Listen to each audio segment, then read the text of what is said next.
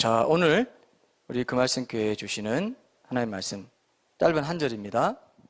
같이 한번 읽죠. 마태복음 11장 6절 말씀입니다. 마태복음 11장 6절 말씀. 이 말씀 가지고 예수님께 걸려 넘어져 실족하지 않으려면,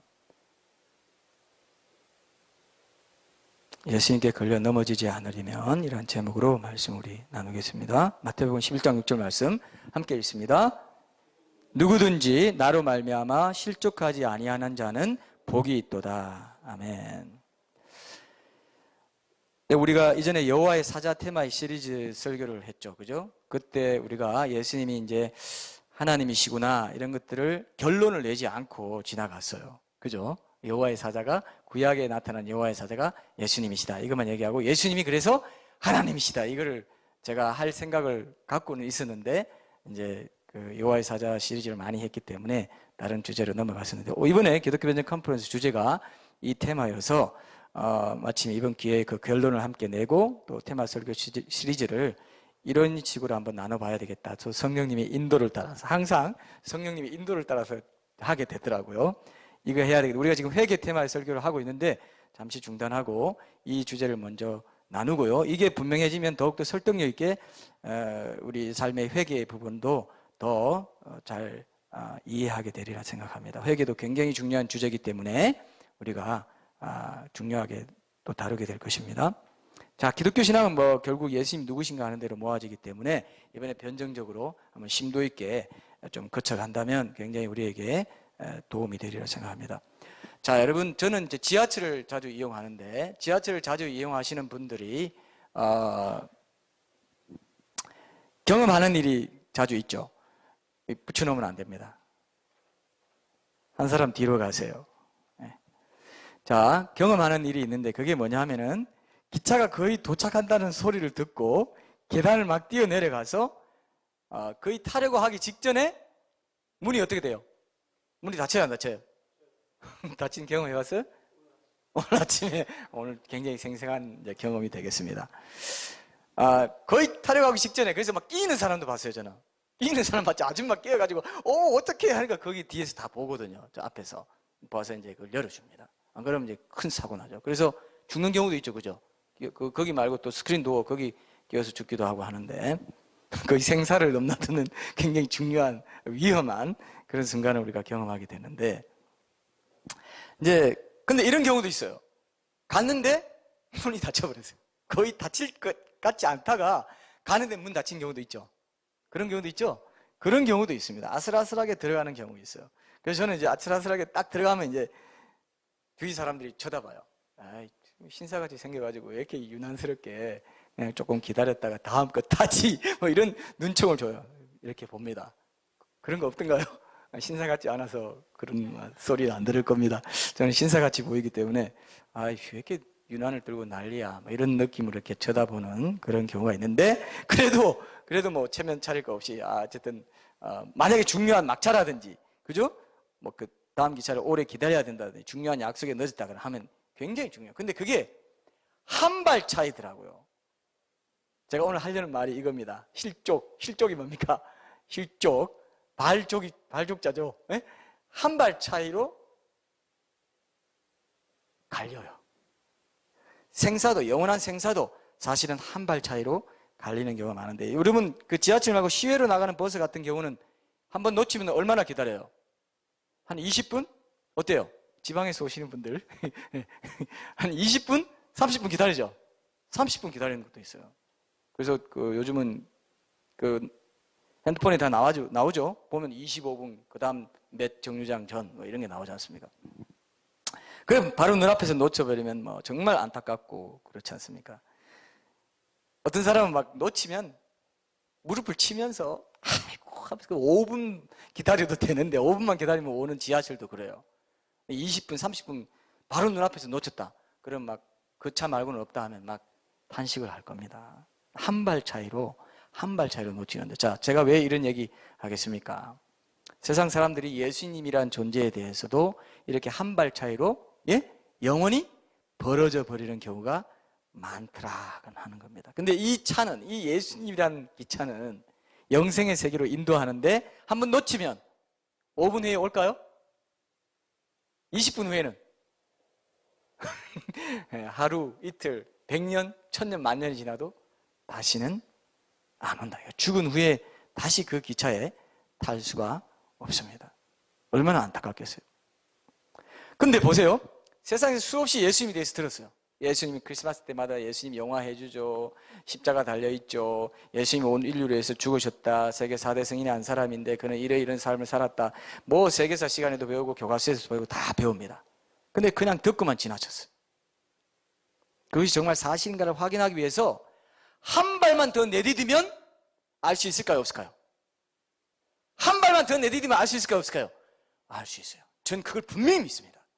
많은 사람들이 대충 뭐 그런 사람이지 하고 한 발 안 내디뎌 가지고 영원히 예수님 만나지 못하고 떨어지더라고요. 두고두고 후회스러울 겁니다. 그 생각이 들 거예요. 아, 내가 땅에서 그걸 들었는데. 그래서 제가 예전에 한번 얘기했는데요. 지옥에서 여기저기서 가장 많이 들리는 한마디, 외마디 비명이 뭐라고 했습니까? 외마디 비명이. 한번 맞춰봐요. 예. 잘하시네. 그 소녀를 말하는 거 아니죠? 예. 껄입니다. 껄. 할 걸, 그렇게 할 걸, 저렇게 할 걸. 예? 껄껄하는 소리가 많이. 천국에는 뭐가 들릴까요? 그러면 새로운 버전입니다. 제가 만들었어요. 그냥 천국에는 뭐가 있을까요? 이런 게 들릴 것 같은데. 왜냐? 잘했구나. 잘했어. 잘했어 할 때 하는 거 맞습니까? 혹시 맥주 마실 때? 예.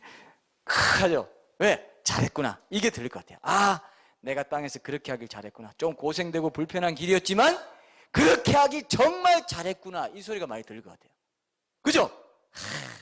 혀가 들게, 혀. 아니면 예? 잘했구나. 정말 다행이다. 별로 실감 안 났습니까? 자, 껄 하실래요? 하실래요? 뭘 하실래요? 자, 해야 되겠죠. 그죠? 자, 요즘 사람들도 보통 어릴 때 전도나 뭐 이렇게 시도해 보면요. 크리스마스 때 한 번쯤 동네 교회 안 가본, 어릴 때 안 가본 사람 없습니다. 그리고 예수님이 하나님의 아들이고 범상치 않은 좀 미스테리한 분이다. 뭔가 있는데 하는 사람 다 그런 마음 갖고 있어요. 그래서 괜히 좀 두려워하기도 하고 더 알기를 좀 주저하기도 하고 그래요. 괜히 더 알면 내 삶에 뭔가 제약이 따르고 내 기도, 내 삶의 방식에 어떤 추루가 같은 쾌락에 제약이 따를까 봐 하나님 안 믿는 사람 많아요. 아시죠? 그죠? 그런 사람 굉장히 많습니다. 예수님이 누군지 바로 알려고 하지 않는 사람들이 많아요. 그래서 그렇게 웬만큼 알고 있으면서도 대충 아는 데서 한 걸음만 더 들어가서 정말 누구야? 정말 그럴 수 있어? 아니, 사람이라면서 또 하나님이라는 이 말이 돼? 이렇게 하면 그분의 참된 정체를 알게 된다. 저는 이렇게, 저도 그랬고요. 제 경험이기도 하고요. 한 걸음 더 내디는 걸 하지 않고 살기 때문에 끝내 그분을 못 만난다. 영원히 하나님과 분리되는 지옥으로 갈 수밖에 없다. 그래서 이 한 끝발이라고도 합니까? 한 발 차이라고 해요? 한 끝발 차이 이런 말 있어요? 한 끝 차이, 한 끝 차이, 한 발 차이나 한 끝 차이. 근데 나는 한 끝발 차이 이렇게 생각했는데 끝발은 끝발 좋다 할 때 그 끝발이죠. 그죠? 아닌가요? 좋은 말, 죄송합니다. 이거 강단에 좋은 말 써야 되는데, 안 좋은 말이네. 맞아요. 이상하다 생각했는데, 이거 아닐 것 같은데 생각했어요. 저도.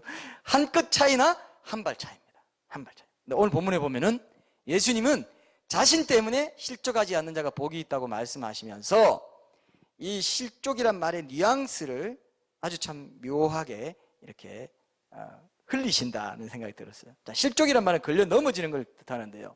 이 실족이란 말이 풍기는 뉘앙스는 뭐냐면 아예 예수님에 대해서 전혀 아무것도 모르는 사람이 예수님에 대해서 실족한 걸 말하는 게 아니에요. 이해되시죠? 예수님에 대해서 아름아름 듣고 대충 어떤 요즘 사람들하고 똑같아요. 어떻게 보면.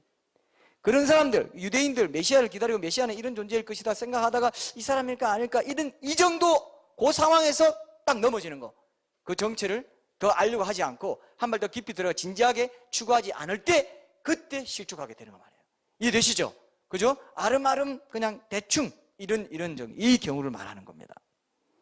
그래서 예수님에 대해서 어느 정도 알고 있지만 자기에게 별로 도움이 되지 못한다거나 자기 나름의 선입견을 갖고 있다가 그 선입견이 안 맞다 싶을 때 그냥 무시해버리게 되는 그런 경우, 이런 경우도 실족했다고 말하는 표현에 적합하다 이런 생각이 듭니다.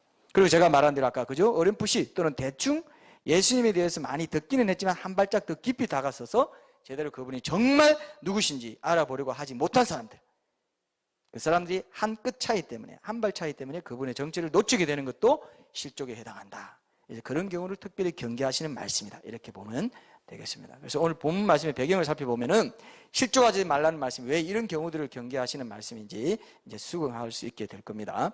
자, 예수님 당시 세례 요한을 비롯해서 유대인들은 그 자신들의 메시아가 어떤 존재라고 생각했을까요?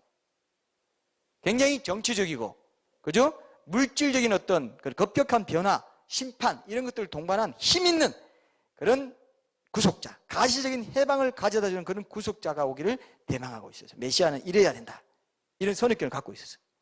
근데 정작 오신 그리스도는 어땠습니까? 비천한 모양을 하고 계셨고 유대인들의 기대와는 정말 다른 그런 메시아 사역을 행하고 계셨어요. 오늘 본문 6절에 바로 앞에 나오는 구절들을 한번 보면 알 수 있습니다. 예수님이 당시 이스라엘 땅에 오셔서 하신 일이 정치적인 해방과는 전혀 관련 없는 그런 일이었다는 걸 한번 봅시다. 1절부터 제가 6절까지 다시 읽어볼게요.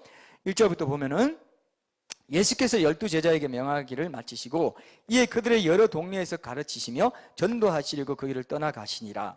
요한이 옥에서 그리스도께서 하신 일을 듣고 제자들을 보내어 예수께 여짜오되 오실 그이가 당신이오니까 우리가 다른 일을 기다리오리이까. 예수께서 대답하여 이르시되 너희가 가서 듣고 보는 것을 요한에게 알리되 맹인이 보며 못 걷는 사람이 걸으며 나병 환자가 깨끗함을 받으며 못 듣는 자가 들으며 죽은 자가 살아나며 가난한 자에게 복음이 전파된다 하라.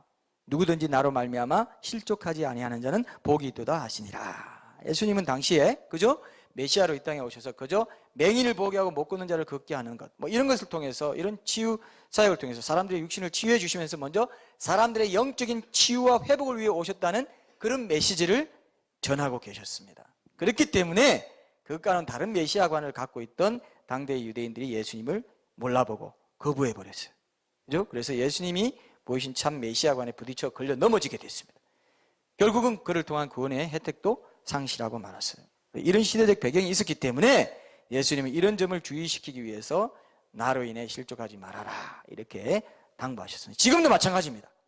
오늘날 이 시대로 볼 때도 세상 사람들이 예수님에 대해서 어떤 태도를 가지고 있겠어요? 보통 예수님에 대해서 세상 사람들이 어떤 태도를 가지고 있을까요? 예수님? 예수님! 그 당시 사람들처럼 이런 생각 가지고 있어요. 그냥 위대한 도덕 군자 정도로 남아있어라. 세계 4대 승인의 한 사람으로 그냥 존경받는 종교들의 창시자의 한 사람으로 조용하고 평화롭게 남아있어라, 이렇게 생각해요. 그죠? 그렇게 생각합니다. 사람인데 하나님이 있다, 이건 말도 안 된다, 분명히 그렇게 생각합니다. 하나님 없다는 사람도 많기 때문에. 예수님 분명한 역사적 실존 인물이라면 그 존재를 가르쳐 하나님이라 하는 것은 말도 안 된다, 이렇게 이제 생각하고 있는 거예요. 불교나 유교, 이슬람교 같은 그런 종교의 창시자처럼 모범적인 종교의 모범적인 창시자의 한 사람으로 평범하게 남아주기를 바라는 그런 선입견을 갖고 있습니다. 그런 상식처럼 갖고 있어요. 근데 그런 정도를 넘어서서, 그죠? 일개 인간이 하나님이라든 뭐 이렇게 말하는 건 도에 넘친다, 자기들이 도저히 감당할 수 없는 주장이다, 이렇게 생각합니다. 자, 이런 상태에서는 예수님이 누구신지에 대해서 도저히 올바로 균형 있게 알 수가 없게 되는 그런 상황이에요. 자, 그래 봅시다. 그러면 그들의 가치관에서는 어떤 한 사람이 하나님일 수 있다 하는 것은 전혀 이치에 맞지 않는 거예요. 그러나 예수님이 정말 그들 각자를 진정으로 구원할 메시아가 되려면 반드시 뭡니까? 사람이면서도 하나님이어야 되거든요. 근데 이걸 알 수 있어요, 없어요? 알 수 없다는 거죠. 반드시 예수님이 그 당시에도 메시아는 먼저 이 일을 한다 하고 그 일을 하셨는데 그걸 무시한 것처럼 지금 사람들도 그들의 구원자가 되려면, 지옥에서 죄를 용서하고 지옥에서 건져내는 구원자가 되려면 반드시 사람이 돼 하나님이어야 된다는 것을 자기들은 무시하고, 사람이면서 하나님일 수는 없다, 사람은 사람이지 하나님일 수 없다, 이런 선입견을 갖고 있기 때문에 메시아를 몰라보고 있다 이거예요. 지금도 이해되시죠? 똑같습니다. 그래서 실족하고 있어요. 나를 인하여 나로 말미암아 실족하지 아니한 자가 복이 있다 했는데 수많은 인류의 똑똑한 선생들, 위대한 철학자들, 사상가들, 예술가들, 내노라는 교육자들, 많은 사람들이 예수님 한 분 때문에 다 걸려 넘어졌다, 안 넘어졌다? 넘어졌다 이거예요. 버틀런드 러셀 같은 사람들, 뭐 나는 왜 그리스도인이 아닌가, 뭐 수많은 사람들이, 똑똑하던 사람들 다 걸려 넘어졌어. 사람이 어떻게 하나님이 돼? 말도 안 돼. 이겁니다. 오늘 우리 주제가 얼마나 중요한지 몰라요, 여러분. 세상에 신이 없다고까지 믿고 주장하는 사람들도 많기 때문에 역사적 실존 인물이 그 신이다 하면 또 터무니없게 생각합니다. 말도 안 되는 주장이다. 신은 추상적이고 좀 애매한 존재여야 자신들이 원하는 대로 살아가면서 적당히 무시해버리기도 좋고, 그런데 예수라는 한 역사적 확실한 실존 인물이 자꾸 온 우주와 천지 만물과 각자 사람을 만드신 하나님이라고 하니까 자꾸 거슬리는 거예요. 불편한 거예요. 말도 자꾸 예수는 안 알고 싶은 거예요. 그런 거 있죠, 그죠? 예수님 알려고 한번 들어갔다가 내가 거기 잡힐 것 같은 그런 느낌을 갖는 사람도 있어요. 그런 사람들이 실족하는 거예요. 분명히 알 수 있도록 하나님이 기회를 주십니다. 하여튼 계속 일생 동안 중요한 기회들을 주세요. 그런데 거부한 사람들, 그 사람들이 넘어진 사람들, 예수님 때문에 걸려 넘어진 사람들. 당대 유대인처럼 자신의 구매에 맞지 않기 때문에 예수님을 구원자로, 자신들의 삶의 메시아로 믿고 받아들이기를 거부함으로써, 그죠? 결국 예수님께 걸려 넘어지는, 실족하는 삶을 살게 되는 사람들이 우리 주위에 많아요, 안 많아요? 우리 주위에 많아요, 안 많아요? 대충 아름아름 아는데 가까이 가기를 무서워합니다. 왠지 자기 삶의 방식 바꿔야 되고, 쾌락을 추구하는 삶의 방식을 바꿔야 되고, 내 삶의 제약을 받는다. 특히 청년들 중에, 젊은이들 중에 어떤 사람은 이렇게 노골적으로 이렇게 말합니다. 나 좀 많이 살고 재미 본 뒤에 좀 나이 지긋하게 들어서 예수 믿겠습니다. 그런 사람 있던가요? 그런 사람이 있어요. 실제로 있어요. 네. 언제 죽을지 모르는데 말이죠. 자, 그런데 당대 유대인들에게만 던지시는 경고가 아닙니다. 오늘 본문의 말씀. 그죠? 여러 경로를 알고 있는 사람들, 그런 사람, 상식적으로 알고 있지만 더 자세히 알기 위해서 한 발짝 더 나아오기를 거부하는 사람들, 여전히 자기 삶의 자리에 그대로 머물러 있는 그런 수많은 사람들에게 동일하게 던지시는 메시지예요. 그죠? 그 한 발 차이. 모든 사람이 구세주신 그분, 지옥에 떨어지고 나서야 바로 자기 개인의 유일한 구세주였거나 하는 걸 알게 될 그분에게 걸려서 넘어지는 삶을 많은 사람들이 살고 있습니다. 그런데요, 자, 신앙생활에서도 마찬가지예요. 기존의 선입견 때문에 주저앉아 있는 그런 삶이 신앙생활에도 적용될 수 있어요. 어떻습니까? 보세요. 기도생활에, 말씀생활도 자신의 선입견에 매여가지고 한 발짝 더 깊이 들어가지 않고 늘 익숙한 자기 습관이나 선입견에 매여가지고 그 자리에 머물러 있어요. 그래서 발전이 있다 없다? 발전이 없습니다. 기도생활도 때로는 하루 종일 기도만 하는 그런 시간을 가져본다든지, 말씀 묵상도 한 구절 갖고 하루 종일 묵상하면서 질문도 여러 각도에서 던져보고 그 한 구절을 내 삶에 어떻게 구체적으로 가져와서 적용할지 이거 고민하는 이런 게 있어야 되는데, 늘 자기 선입견이 있어요. 묵상은 이렇게 하는 거야, 기도는 이 정도 하는 거야, 더 깊이 들어가면 안 돼, 한 발 더 들어가면 안 돼. 진짜 메시아 만나면 어떡하려고? 내 삶이 피곤해져. 내 삶이 피곤해져. 제약이 따라 예수님께 꽉 매여버리게 돼. 난 그렇게까지는 신앙생활 하고 싶지 않다. 한 발 차이가 신자들에게도 있습니다. 더 깊이 알려고 하지 않아요. 더 깊이 들어가려고 하지 않습니다. 꾀를 부려요.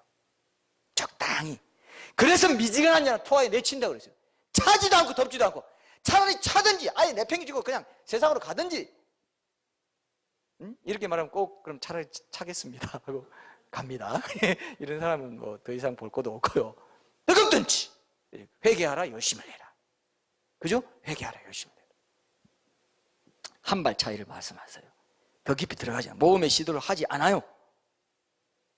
들어가면 자기가 경험하지 못한 다른 차원의 신앙세계가 열리는데 그 메시아를 받아들이지 않겠다. 진정한 메시아, 자기 삶의 유일한 구세주고 자기 삶의 어려운 문제들의 해결자가 유일하게 예수님인데 깊이 교회 다니면서도 깊이 발들여 놓지 않겠다는 사람이 얼마나 많은지 몰라요. 저는 목회하면서요, 제가 사랑교회 목양사역 하면서도 그런 사람 느꼈습니다. 깊이 안 들어가려고 합니다. 그렇게까지 해야 됩니까? 한 발 차이가 엄청난 차이입니다, 여러분. 한 발, 처음에는 한 발이지만 갈림길에서 한 발 차이 나는 거 처음에는 한 발이죠. 나중에는 어떻습니까? 무한대로 늘어나고 완전히 갈려버려요. 완전히 갈려버립니다.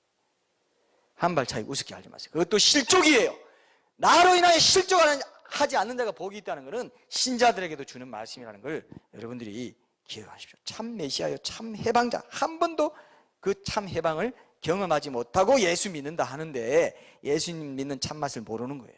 아직도 그냥 그저 그렇게 아무런 감동도 감격도 없이 어제도 오늘도 내일도 똑같은 그런 미지근한 신앙생활을 계속 해나가게 될 수가 있어요. 이 한 발 차이 때문에. 이 한 발 안 내딛습니다.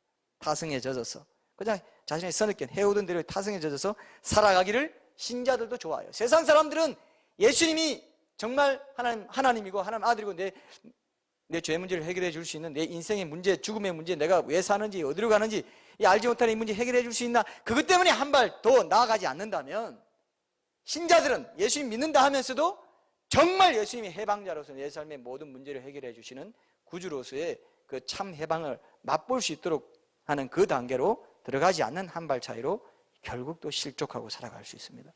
굉장히 중요한 적용이 될 수 있습니다. 여러분 꼭 준비하시기, 이 말씀 준비하면서 제가 세상 사람들이나 신자들이나 예수님에 대해서, 예수님이 진정으로 주시고자 하는 것에 대해서 갖고 있는 선입견이 그만큼 무섭구나, 참 무섭구나, 얼마나 무서운지 세상 제가 묵상해 볼 수 있게 되었습니다. 여러분도 꼭 기억하시고, 나도 지금 실족할 수 있어 없어요? 예수님을 더 깊이 만나게. 한 발 차이니까 실족이잖아요. 실족. 발을 제대로 안 내딛는 거예요. 예수님께로 올바로 안 내딛으면 실족하는 거예요. 근데 교회에 다니고 교회에 속해 있다고 자기는 실족 안 했다고 하는데 감격도 없고 아무런 예수 믿는 참맛도 없고 참 해방도 맛보지 못하고 참 평안과 참 만족과 참 기쁨도 없는데 실제적인 해방자가 아닌데도 나는 교회 다니니까 형식적으로 발을 내딛고 있으니까 안 해요. 그건 아니더라고요. 그건 여전히 실족해 있는 상태입니다. 무서운 거예요, 이게. 자, 그래서 그 부분도 우리가 묵상하고 이번 설교 시리즈를 통해서 예수님이 누구신지를 새롭게 조명해 봄으로써 신앙생활에도 제가 돌파구를 찾을 수 있겠구나.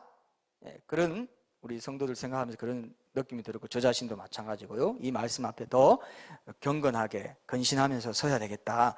이거는 뭐 우리가 세상 사람들에게 복음을 전하기 위해서 알아야 될 어떤 대응 논리다, 이 차원이 아닙니다. 우리 자신에게도 적용해야 될 부분입니다. 자, 제가 아까 말한 대로 세상 사람들이 예수라는 한 존재에 대해서 갖고 있는 선입견, 이런 것들이 사실 그들 그 선입견 이런 것들이 사실은 하나님이면서도 사람이면서도 하나님일 수 없다, 이렇게 믿고 있는 것이 사실은 어떠냐, 제가 생각해 보니까 그 자체가 모순이에요.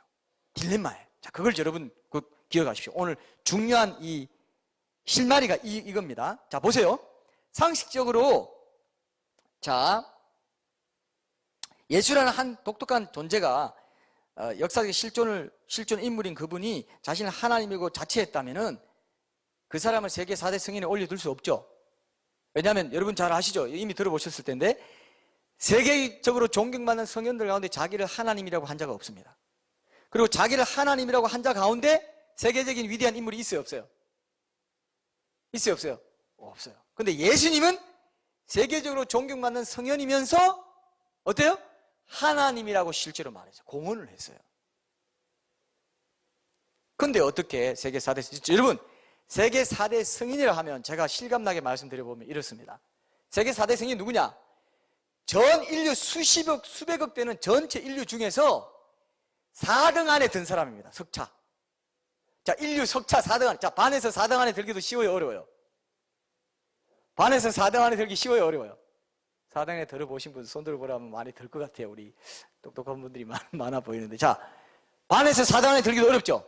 근데 전 인류에서 최고의 인간을 4명 딱 뽑는데 왜 하필 4대인지는 모르겠지만 3대가 더 좋았을 것 같은데 3대 했는데 누가 한 사람 더 끼워달라 해서 끼워준 것 같기도 하고요. 어쨌든 4대예요.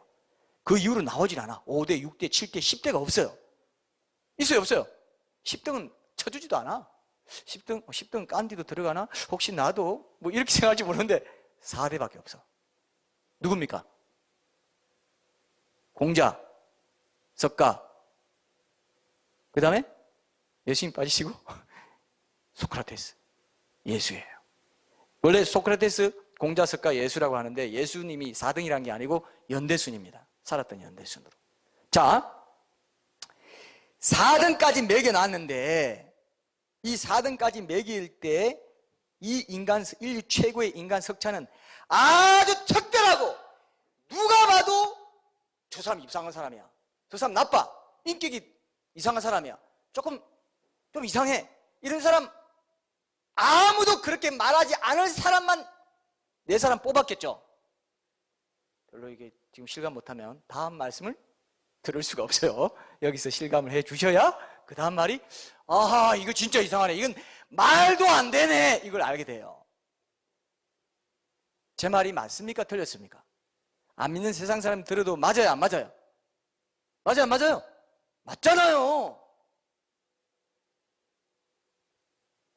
근데 그 아주 특별하고 최고의 인간이다, 인간 중에 최고다, 4명 딱 뽑아서 딱 반열에 4명 올려놨습니다. 어디 가나 이것이 영광스럽게 있습니다.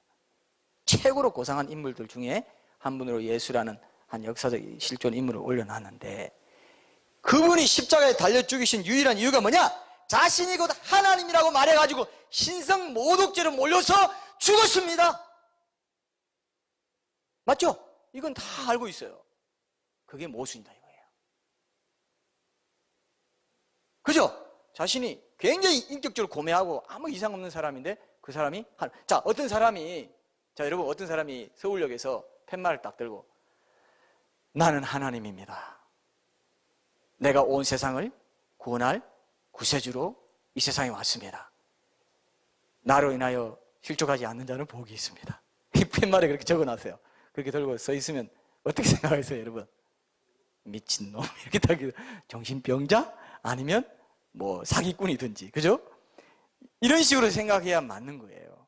그래서 안 그래도 그런 것 때문에 C.S. 루이스가, 그죠? 여러분 잘 아시죠? 이건 너무나 유명한 가정이죠. 예수님이 정말 역사적 실존 인물이면서도 자기 스스로가 하나님이라고 공언했다면 예수님은 이 3가지 가능성밖에 없다. 뭐라고 했습니까? 첫째, 미치광이 정신병자든지, 아니면 엄청난 사기꾼이든지, 아니면 뭐요? 3가지 가능성이 하나는 진짜 하나님이든지.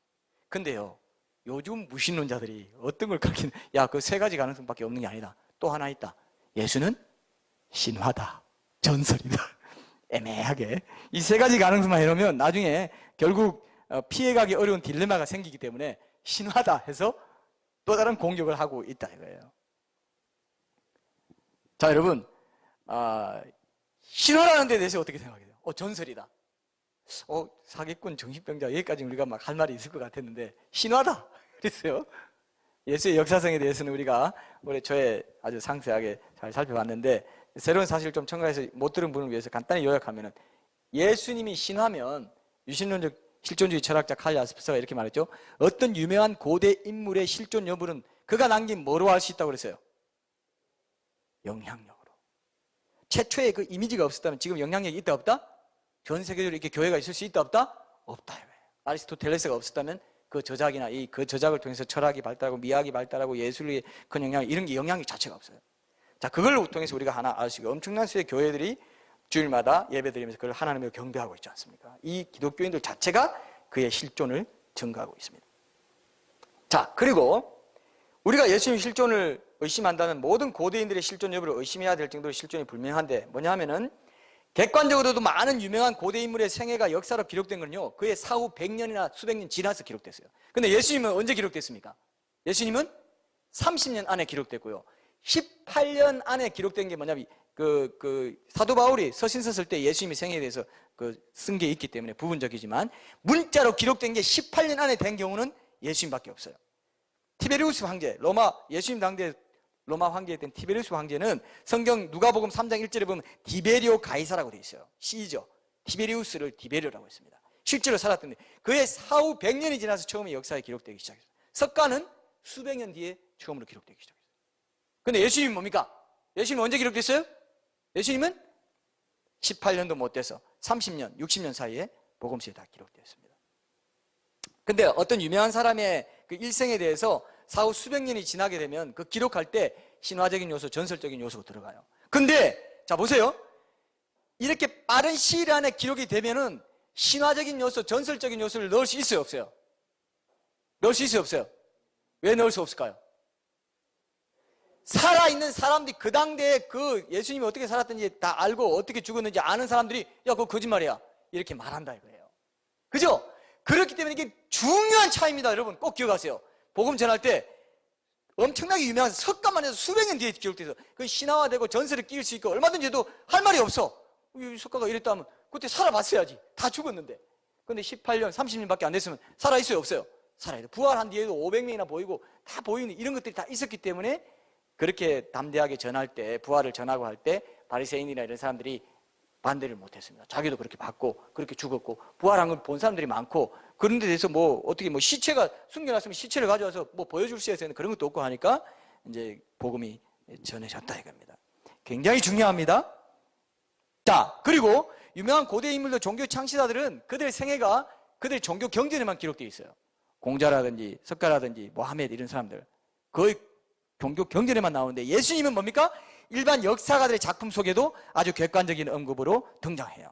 다 합치면 140여 군데나 된다고 하는데 신약 성경의 복음서 안 펼치고 교부들이나 다른 사람들의 책을 통해서 예수님 말씀만 복원해도 90% 이상 복원이 된다.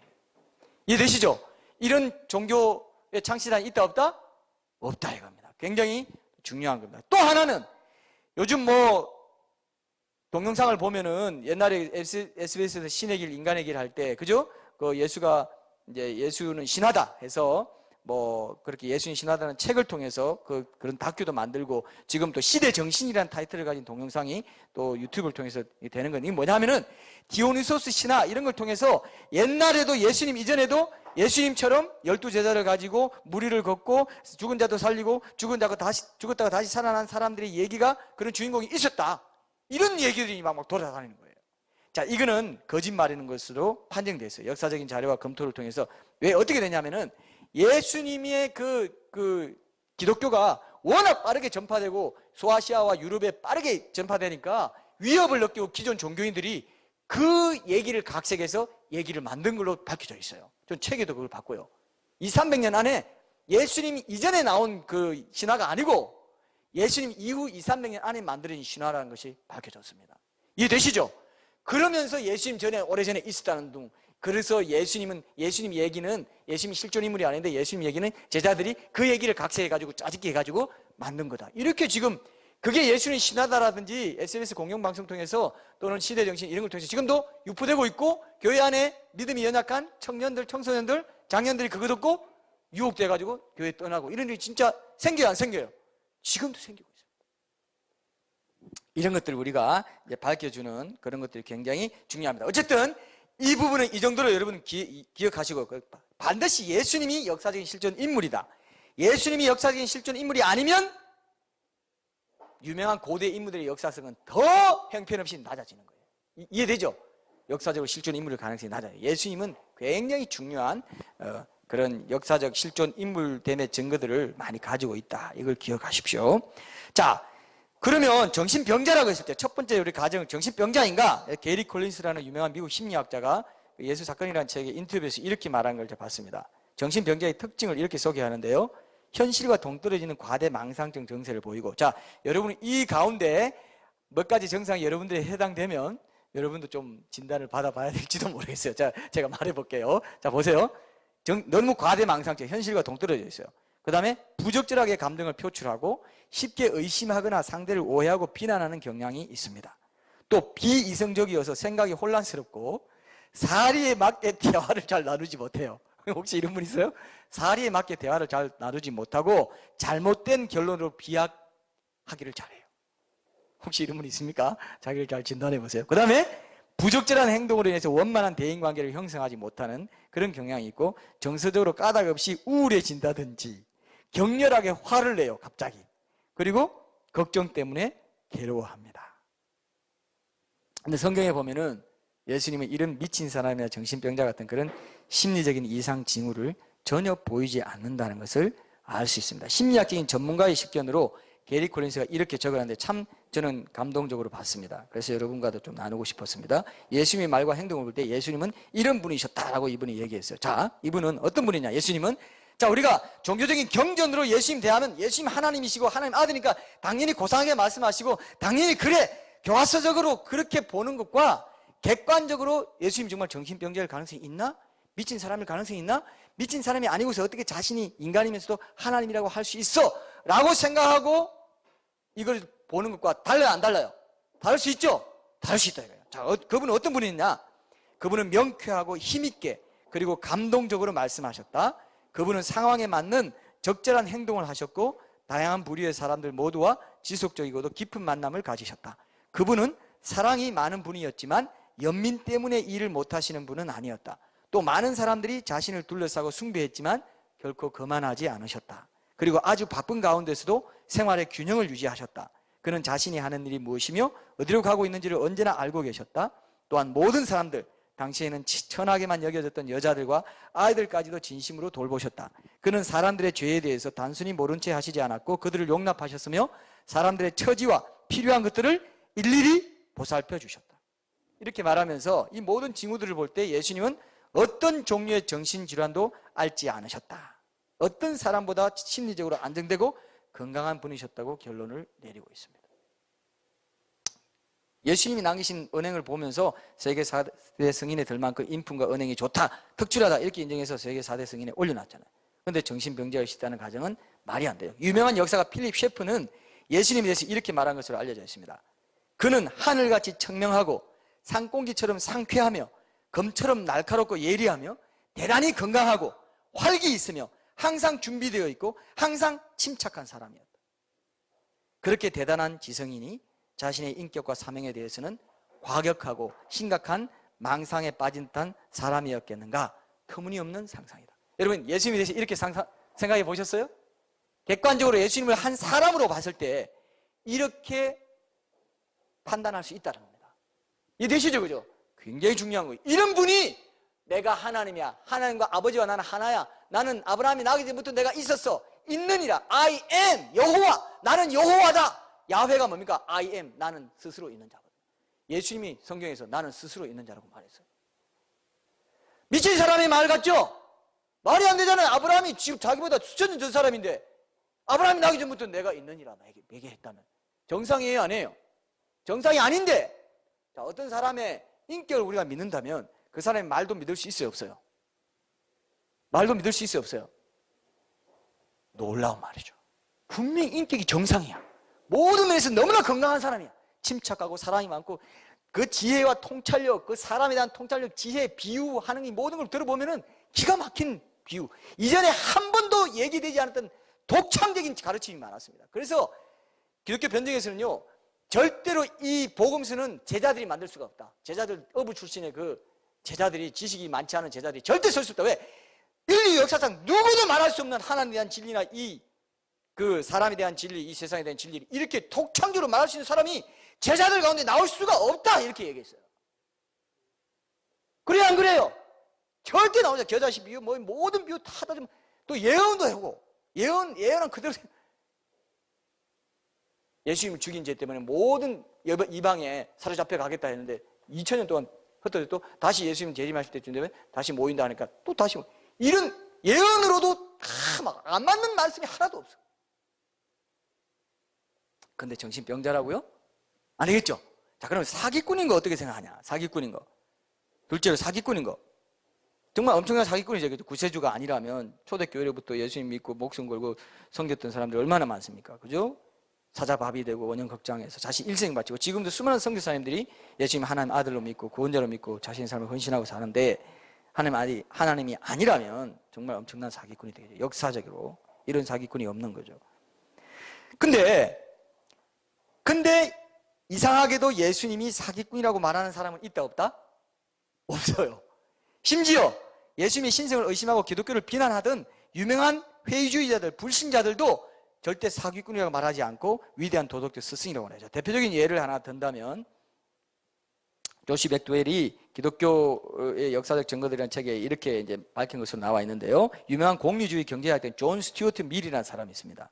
기독교를 멸시하는 발언을 많이 했어요. 근데 이 사람이 예수를 전혀 믿지 않았는데 예수님에 대해서는 이렇게 평가한 말을 남긴 것으로 알려져 있습니다. 제가 읽어볼게요. 불신자라 할지라도 추상적인 덕목을 구체적으로 실현할 수 있는 길은 그리스도가 인정하는 그러한 삶을 살고자 노력하는 것임을 쉽게 발견할 것이다. 그리스도의 제자들이나 혹은 그리스도교로 개종한 자들 가운데 그 누가 예수님이 하신 말씀을 꾸며낼 수 있으며 또는 복음서에 나타난 그의 생애와 특성을 상상해낼 만한 사람이 누구이겠는가?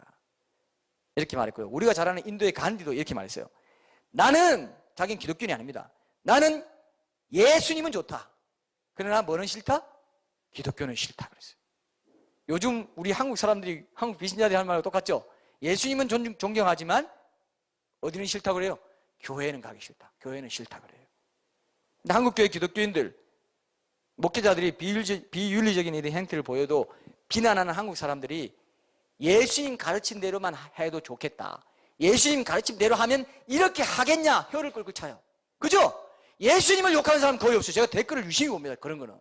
목회자 윤리나 뭐 교회 문제로 뭐 다음이나 네이버 이런 데 댓글을 저는 봐요. 특히 그런 문제 있으면. 특히 저는 보통 기사, 중요한 기사 댓글을 제가 보는데, 이 세태가 어떤지 보기 위해서 보는데, 특히 그런 건 유심히 봅니다. 조금 많이 봐요, 저는. 왜냐하면 그 좋은 거는 수집해 놓습니다. 근데 그건 나중에 반박하거나 이렇게 하기 위해서요. 보면요, 예수님은 좋다는 거예요. 희한하죠?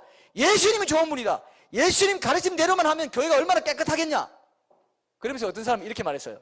주 예수가 아니고 요즘은 주식회사 예수가 됐다고 하면서. 주 예수인데 가로쳐 놓고 있죠.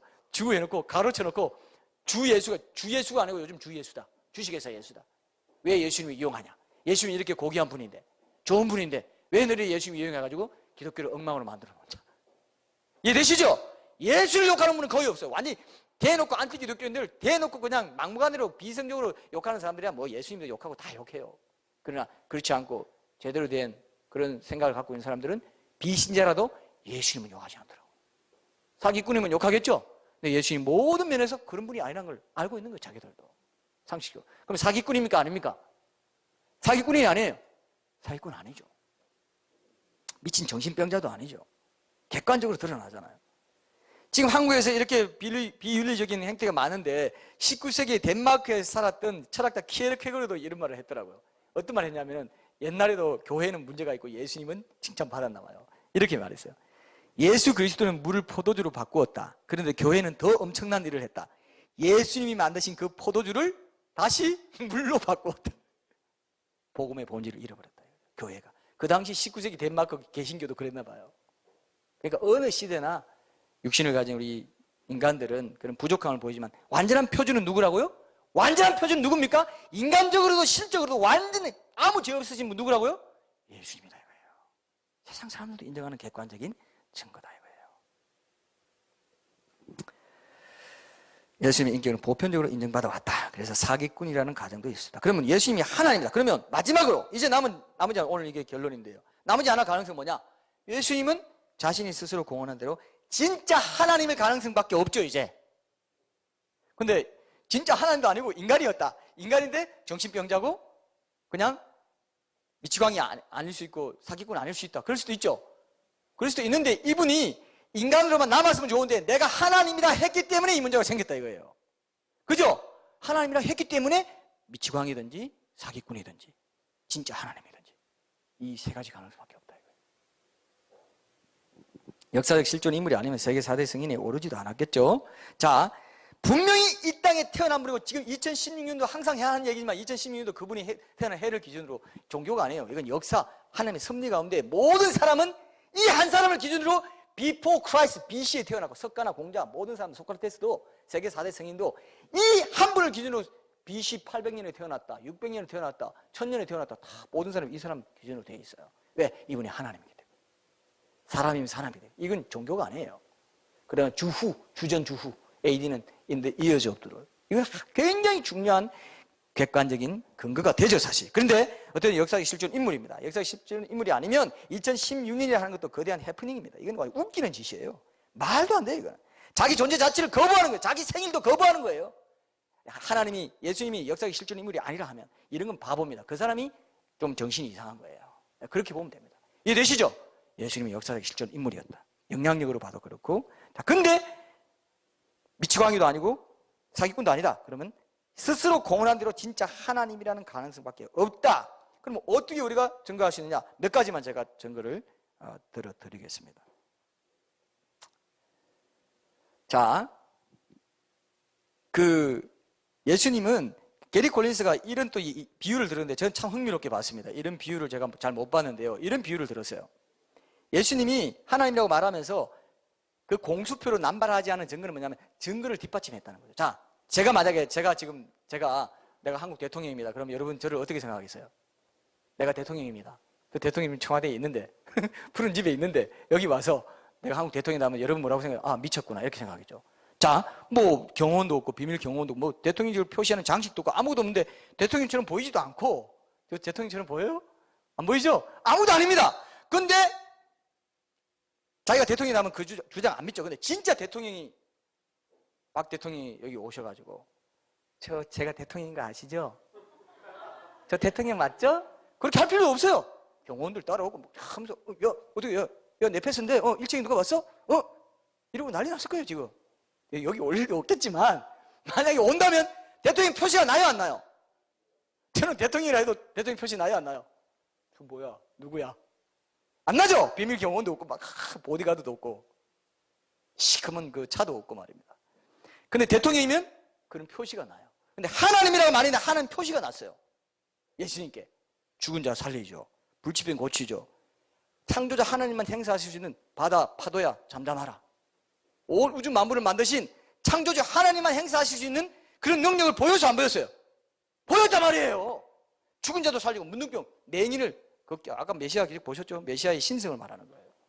자연도 굴복시키고 이전에는 결코 들어볼 수 없었던 탁월한 가르침을 보여주시고 또 거룩하신 심판장으로서 하나님만 행사하실 수 있는 죄를 용서하는 그런 권세도 행하시고 오늘 제가 그 주보 뒷면에 놔뒀잖아요.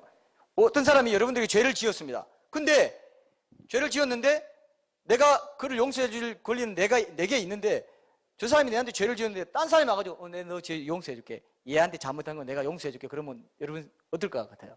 기분이 어떨 것 같아요? 야 네가 뭔데?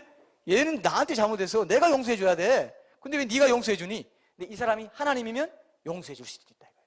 다윗도 죄를 범한 뒤에 그죠? 내가 죽게만 범죄하였나이다.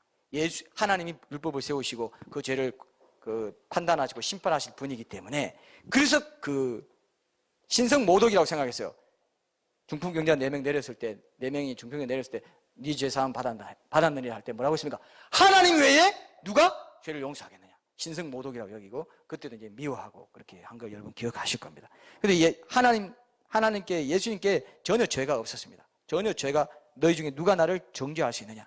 하나도 죄가 없었던 유일한 분이에요. 성경을 봐도 복음서를 봐도 죄가 하나도 없어요. 이해되시죠? 어떤 죄도 짓지 않은 분은 하나님이시기 때문에 그랬던 거예요. 사람이면서 하나님. 자신이 말한 대로 하나님이었다는 증거들을 보여주시는데 결정적으로 부활입니다. 어느 누구도 흉내낼 수 없는 기적으로 자신이 하나님 되심을 증거해 보여주신 그게 뭐냐면 죽은 자 가운데서 스스로 부활했다는 것이 하나님이라는 결정적인 증거였어요. 자, 여러분, 이 부활이 아니면 아무리 뭐 큰 기적 행하고 좋은 권위 있는 말하고 죄도 용서하고 뭐 내가 하나님이다 말하고 뭐 어떤 말을 했더라도 부활이 없었다면 예수님은 하나님이었다 아니었다? 아니었다는 걸로 결정돼 버려요. 부활하셨기 때문에 하나님이라고 한 그 말이 사실로 받아들여졌다 이겁니다. 굉장히 중요하죠. 아무런 힘도 없고 처참하게 죽어갈 때 예수님이 처참하게 죽을 때 무서워서 다 도망가던 제자들이 그죠? pit박과 순교를 각오하고라도 예수님이 하나님이라고 증거하면서 모든 사람들의 구세주가 된다고 강력하게 증언할 수 있었던 단 하나의 이유도 부활이었다 이거예요. 이게 굉장히 중요합니다. 근데 예수님이 다른 여러 종교들의 창시자들처럼 아직도 이 땅 어디에 남아있다고 한다면 그 무덤이 남아있다면 아무런 능력을 발하지 못할 겁니다. 자, 보세요. 초대교회 당시에 저는 이런 생각을 했습니다. 이번에 제가 이렇게 묵상하면서 이런 생각을 했어요. 예수님이 부활하셔서 하나님이라는 걸 깨닫고 그 당시 황제 숭배하던 시대에 황제만이, 자 이게 결론입니다. 황제만이 신이라고 믿고 있던 시대에 예수님만이 하나님이라고 예수님을 경배하던 사람들, 그 로마 시대에 카타콤에서 고생하고 순교하기까지 했던 사람들도 결국 예수님이 죽으셨던 그 죄 때문에 죽어갔더라고요. 무슨 죄입니까? 신성모독죄. 그쵸? 황제 숭배를 하지 않고 황제는 신이 아니다. 우리에겐 이 신밖에 없어. 라고 한 죄가 무슨 죄입니까? 신성모독죄예요. 예수님도 신성모독죄로 죽었어요. 자, 예수님이 하나님이 아니라면 그렇게까지 죽었을까요? 절대 그러지 않았다. 부활하신 하나님이셨기 때문에 일반 역사도 입증하는 겁니다. 자, 카타콤이 있고 그 원형 경기장에서 사자밥이 되고 영화에도 나오죠. 네로 황제가 막 사자밥 만들고 그냥 그 그리스도인들의 시체로 횃불을 사용해가지고 불을 밝혔습니다. 그렇게 죽은 이유가 뭐냐 했더니 뭐라고 되십니까? 일반 역사에서도 나오는 거예요. 성경에만 나오는 게 아닙니다. 일반 역사에서도 예수님이 신이라고 믿고 황제 숭배 안 했던 사람이 그렇게 원형 경기장의 사자밥이 됐던 거예요. 그럼 예수님이 하나님이시고 예수님이 부활했다는 증거가 돼요, 안 돼요? 증거가 됩니다. 부활하지 않았다면 그렇게 예수님을 신으로 믿을 사람이 나올 수가 없기 때문에 일반 역사에도 세계사에도 지금 원형 경기장 콜로세움 가볼 수 있어요. 카타콤 지금도 가볼 수 있습니다.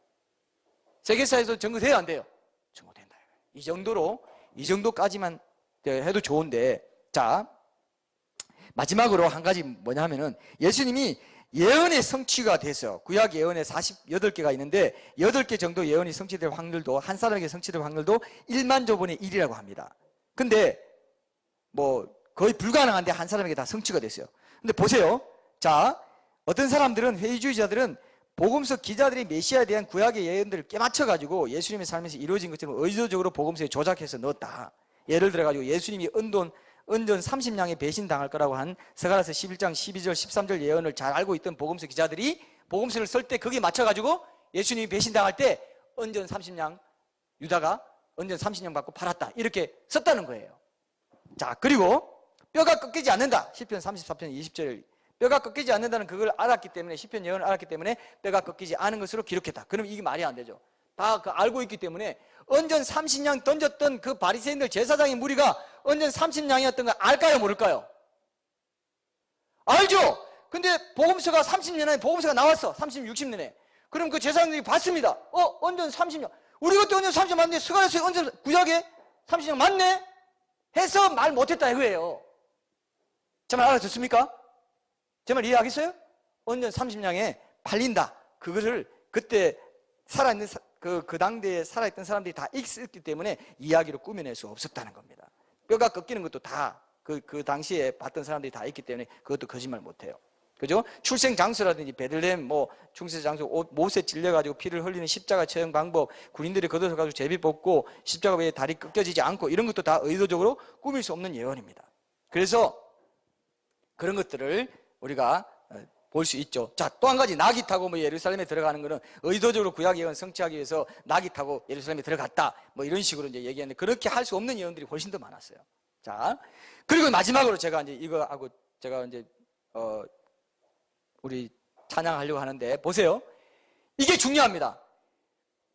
어떤 사람이 이렇게 주장해요. 자, 이게 중요합니다. 자, 들으세요.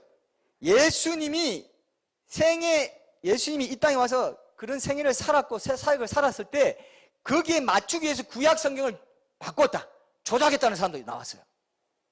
이해되시죠? 근데 이 구약 성경은요, 메시아로 오시기 전인 BC 250년경에 이집트의 프톨레미 왕에 의해서 이미 구약 성경의 모든 내용들이 72인의 유대인 학자들 통해서 당시 영어처럼 세계어라고 할 수 있는 헬라어로 다 번역되어 있는 상황이었어요. 번역이 250년에 완료돼가지고 구약 성경은 더 이상 완결되어 있는 책이었다 이거예요. 세계사의 70인역은 유명하게 퍼져 있습니다. 이해되시죠? 250년에 끝난 내용인데 어떻게 지금 250년 후에 예수님 생애에서 이런 일이 일어났다고 구약성경을 가서 거기 맞춰서 고칠 수가 있냐 이거예요. 이해됩니까? 중요한 겁니다. 이게 굉장히 중요한 거예요, 이게요. 언전 30냥, 출생기 이런 것들이 있는 그대로 됐고, 그걸 조작해서 넣었으면 거기 있던 바리새인들, 적대자들, 반대자들이 야, 베들레헴에서 안 태어났어, 다 얘기할 수 있는 시대에 기록됐다 이거예요. 신화로 수백 년 후에 기록된 게 아니고 신화 조작질 할 수 있는 시대에 책이 기록되지도 않았고 30년, 수십 년에 기록됐다 이거예요. 자, 제 말 이해했습니까? 오늘 여기까지 할게요. 이것들이 누구나 봐도 명백한데 우리는 한 발 차이 안 내딛는 바람에 예수님이 정말 인류 역사에 오신 사람이면서도 유일하신 진실한 하나님이었다는 걸 모르고, 이게 얼마나 엄청난 일인데 이걸 제껴버리면 영원히 지옥 가요. 이거 지금 제끼면 영원히 지옥 가는데도 그걸 모르고 그럴 수 있나 보지. 근데 나랑 상관없어. 나 이대로 편하게 살래. 싫어. 그냥 갈래. 이렇게 증거가 많아도 안 믿을 사람은 절대 안 믿어요. 너무 안타깝습니다. 그래서 이 변정전도를 하는 거예요. 이 자리에 오기만 해도, 듣기만 해도 이게 보통 문제 아니구나, 뭐가 있네, 이렇게만 해도 우리는 너무너무 귀하게 생각하겠다고 생각해서 여기 온 거지. 이 교회도 우리가 시작하게 해주신 거지. 그거 아니면 우리는 보통적으로 그냥 사람을 그냥 양적으로 많이 모아서 전도할 거면 우리 이렇게 하지도 않습니다. 그러나 우리는 믿음은 들음에서 나며 들으면 그리스도의 말씀으로 말미암는다. 이 공동체를 통해서, 이 강단을 통해서 계속 증거를 제시하는 일, 그것만 우리가 맡은 거지, 우리는 다른 어떤 성장주의에 빠지지 말고 이 길을 끝까지 가자.